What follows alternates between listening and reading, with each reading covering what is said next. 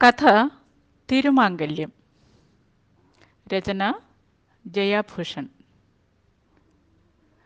ചന്ദ്രിക പൂക്കുന്ന രാവിൽ ചന്ദനം മണക്കുന്ന ദേശം തിരുനൈനാർ ദേശം.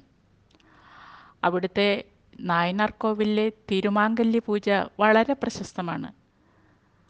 ആ പൂജ കണ്ടു തൊഴാൻ ദേവലോകത്തു നിന്നും ദേവന്മാരും ഗന്ധർവലോകത്തു നിന്നും ഗന്ധർവന്മാരും അപ്സരസുകളും നാഗലോകത്തു നിന്നും നാഗദേവതകളും അദൃശ്യരായി എത്താറുണ്ടെന്നാണ് വിശ്വാസം.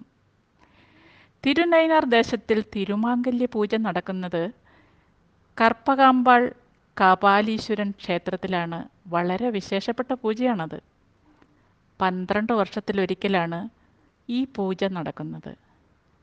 കന്നിപ്പെണ്ണുങ്ങൾ കാപാലീശ്വരനെ ഭർത്താവായി സങ്കല്പിച്ച് മഞ്ഞക്കയറിൽ കൊടമഞ്ഞൾ കെട്ടി ക്ഷേത്രമുറ്റത്തെ കൂവളത്തിന് താലി കെട്ടുന്നതാണ് തിരുമാംഗല്യ പൂജ. കേൾക്കുമ്പോൾ നിസാരമെന്ന് തോന്നിയാലും അത്ര നിസാരമായ പൂജയല്ലിത്. തിരുമാംഗല്യ പൂജ ചെയ്തു കൊള്ളാമെന്ന് വീട്ടുകാർ നേർച്ച നേരുന്നതാണ്. അങ്ങനെ ചെയ്യുന്ന പെൺകുട്ടികളെ ഋതുമതിയാകുന്നതിൻ്റെ 7-ാം നാൾ മുതൽ തിരുമാംഗല്യ പൂജ ചെയ്യുവാൻ വേണ്ടി ഒരുക്കാൻ തുടങ്ങും. 12 വർഷത്തിലൊരിക്കൽ നടക്കുന്ന പൂജയായതുകൊണ്ട് ഋതുമതിയായി 12 വർഷം വരെ കാത്തിരിക്കേണ്ടി വരുന്നവരുമുണ്ടാകാം. അതിൽ ചിലർക്ക് 1 വർഷത്തിനുള്ളിലോ ചിലർക്ക് 2 വർഷത്തിനുള്ളിലോ ആ ഭാഗ്യം ലഭിച്ചേക്കാം. ഒരു പെൺകുട്ടി ഋതുമതിയായി കഴിഞ്ഞാൽ അവൾക്ക് അടുത്തു വരുന്ന തിരുമാംഗല്യ പൂജയ്ക്ക് പങ്കെടുക്കാവുന്നതാണ്. ഋതുമതിയായി 6 മാസം കഴിഞ്ഞിരിക്കണമെന്നൊരു വ്യവസ്ഥ മാത്രമേ അതിനുള്ളൂ എന്ന് മാത്രം. ഇങ്ങനെ നേർച്ച നേർന്നിട്ടുള്ള പെൺകുട്ടികൾ വേറൊരു വിവാഹ ചടങ്ങുകളിലോ പൊതു ഉത്സവങ്ങളിലോ പങ്കെടുക്കുവാൻ പാടില്ലെന്നും നിയമം. തിരുമാംഗല്യ പൂജ കഴിയുന്നതുവരെ 2 നേരവും കുളിച്ച് മഞ്ഞ വസ്ത്രമണിഞ്ഞ് അരികിലുള്ള ഏതെങ്കിലും ശിവക്ഷേത്രത്തിൽ പോയി പ്രാർത്ഥിച്ചു മാത്രമേ ഭക്ഷണം കഴിക്കാൻ പാടുള്ളൂ. 2 നേരം മാത്രമേ ഇവർക്ക് ഭക്ഷണം പാടുള്ളൂ. 3 നേരം ഭക്ഷണം നിഷിദ്ധമാണ്. ചിട്ടയായ ജീവിത രീതിയായിരിക്കണം. മിതമായ സംഭാഷണം, മിതമായ ഭക്ഷണം.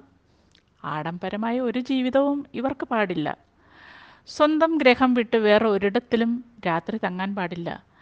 ഇങ്ങനെ കഠിനമായ ദിനചര്യകൾ അനുഷ്ഠിച്ച് തിരുമാംഗല്യ പൂജ വരെ കാത്തിരിക്കണം.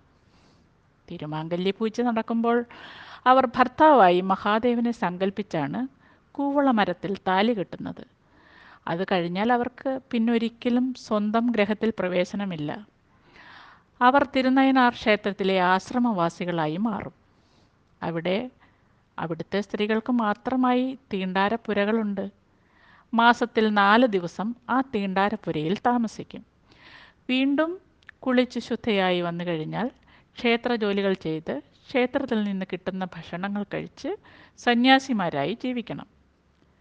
പരമേശ്വരയ്യരുടെയും മഹേശ്വരി അമ്മയുടെയും മകളാണ് ദേവമിത്ര. നീണ്ട 11 വർഷങ്ങൾക്ക് ശേഷമാണ് പരമേശ്വര മഹേശ്വരി ദമ്പതിമാർക്ക് ഒരു പുത്രിയെ കിട്ടുന്നത്. നേർച്ചകളും വഴിപാടുകളും കഴിച്ച് കിട്ടിയ പുത്രിയെ കണ്ണും കരളുമായി അവർ വളർത്തിക്കൊണ്ട് വരുമ്പോഴാണ് 7-ാമത്തെ പിറന്നാൾ ദിനം കുട്ടിയെ വിഷം തീണ്ടുന്നത്.